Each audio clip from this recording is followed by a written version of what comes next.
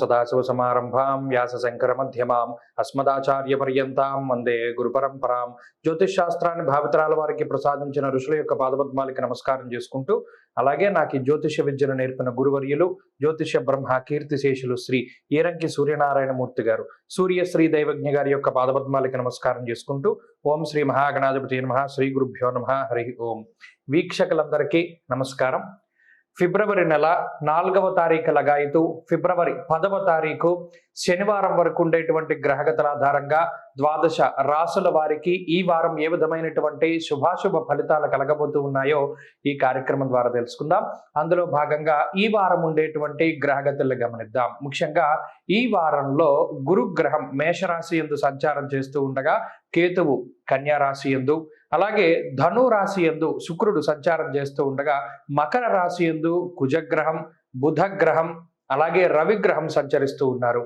కుంభరాశి యందు శనేశ్వరుడు, మీనమందు రాహుగ్రహం సంచరిస్తూ ఉండగా, చంద్రుడు ఈ వారంలో వృశ్చికం, ధనస్సు, మకర రాశుల యందు ఆయన యొక్క సంచారాన్ని కొనసాగిస్తూ ఉన్నారు.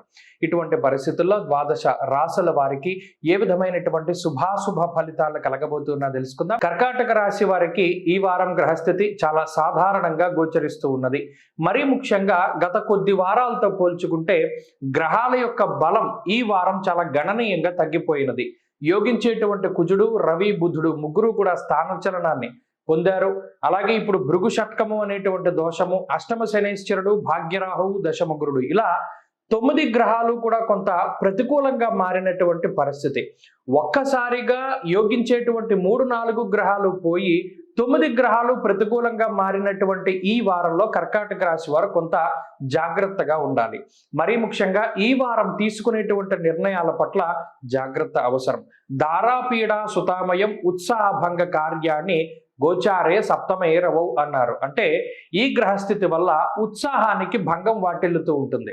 అనగా ఏదైతే మీరు చాలా ఉత్సాహంతో మనం ఈ పని చేద్దాము లేదా ఇది ప్రారంభం చేద్దాము అని భావిస్తూ ఉంటారో, ఆయా పనులు ముందుకు వెళ్లకుండా, అలాగే మీకు సహకరిస్తామనేటువంటి వారి యొక్క సహకారం మీరు సరిగా అందుకోకుండా, అలాగే కనీసం కుటుంబ సభ్యుల యొక్క ప్రోద్బలం కానీ లేదా జీవిత భాగస్వామి యొక్క ఈ మీకు అనుకూలత కానీ ఇవేమీ లేక ఒక ఒంటరితనంగా, ఇది మనం ఒంటరం అయిపోయామా, మనకి ఎవరు సహాయం చేయరా అనేటువంటి ఆలోచనలు, ఆ దృక్పథానికి కూడా ఈ గ్రహస్థితి కారణమవుతుంది.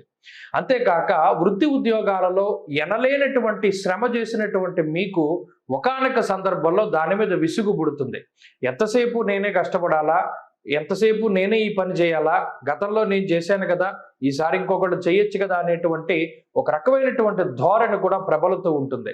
అంతేగాక ఒక రకమైనటువంటి అసహ్య భావము, మనం వీళ్ళకి ఇంత సహాయం చేశాము, కనీసం ఆ సహాయాన్ని వాళ్ళు గుర్తుపెట్టుకోలేదు, ఇవాళ నాకు నిజంగా సహాయం అవసరం లేకపోయినా నీకు చేస్తాను అనేటువంటి మాట కూడా వాళ్ళు మాట్లాడట్లేదే అనేటువంటి ఒక రకమైనటువంటి ద్వేషభావం కూడా వస్తుంది. ఇతరులతోటి కొంత దూరంగా ఉంటారు. ఎప్పటికప్పుడు ఒంటరిగా ఉండేటువంటి పరిస్థితులకి ఈ గ్రహస్థితి కారణమవుతుంది.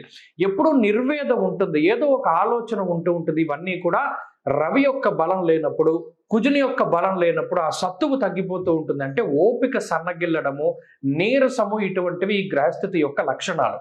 అలాగే పనుల్లో జాప్యం అనేటువంటివి కూడా ఈ వారంలో ప్రధానంగా కనబడుతుంది. అయినప్పటికీ ఒక్క రాస్యాధిపతి అయినటువంటి చంద్రుడు బలంగా ఉండడం వల్ల కొన్ని సందర్భాలలో మాట భరోసానో, లేకపోతే మీకు నచ్చినటువంటి ప్రాంతాలను సందర్శించడం ద్వారా కొంత మానసిక ప్రశాంతతో, లేదా మీకు నచ్చినట్టు మీరుండడం ద్వారా కొంత మానసిక ప్రశాంతతో ఏదో ఒకటి లభిస్తూ ఉంటుంది. అది చంద్రుడు మీకు ఇచ్చేటువంటి ఒక వరం. మొత్తం మీద గత వారంతో పోల్చుకుంటే ఈ వారం పరిస్థితులన్నీ కూడా చాలా భిన్నంగా మారిపోతాయి. కాబట్టి చాలా జాగ్రత్తగా ముందుకు వెళ్ళండి. ఉద్యోగ మార్పుకి ఇది సరైనటువంటి సమయం కాదు. వ్యాపార విస్తరణకి కూడా ఇదంత సమయం కాదు. చదువురులకి ప్రత్యేకించి ఈ వారంలో అదృష్టాన్ని నమ్ముకోకుండా ముందుకు వెళ్ళడం చెప్పదగినటువంటి సూచన. ఇక స్త్రీలకై రహస్యాలను బయట చెప్పకండి.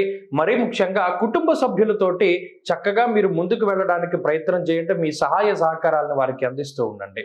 కర్కాటక రాశి వారు ఈ వారం మరింత అనుకూలమైనటువంటి ఫలితాలను సాధించడానికై పరమేశ్వరుని యొక్క ఆరాధన చేయడం చెప్పదగినటువంటి సూచన. అలాగే రుద్ర కవచం కానీ కాలభైరవాష్టకాన్ని కానీ పఠిస్తూ ఉండడం ద్వారా ఈ గ్రహ దోషాలన్నీ కూడా తొలగిపోతాయి. అలాగే ఈ వారంలో కలిసి వచ్చేటువంటి రోజు సోమవారంగా చెప్పవచ్చును. అదృష్ట సంఖ్య 1, అదృష్ట వర్ణము తెలుపు. తదుపరి సింహరాశి.